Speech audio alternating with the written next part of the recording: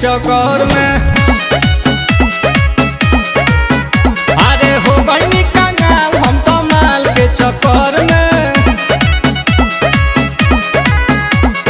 पढ़े के बेरा तो जाके घूमनी रहर में, गिर गइल बानी अब ओकर नजर में। हो गई कंगाल हम तो माल के चक्कर में।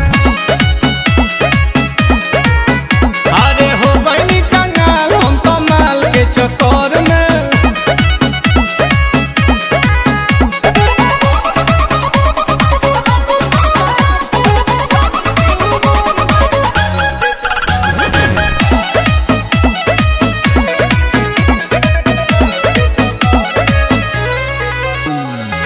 वो करेला पाप कोई नहीं पाकिट मरनी बाप के, गाली पछाप अभी ले बाउन के थाप के।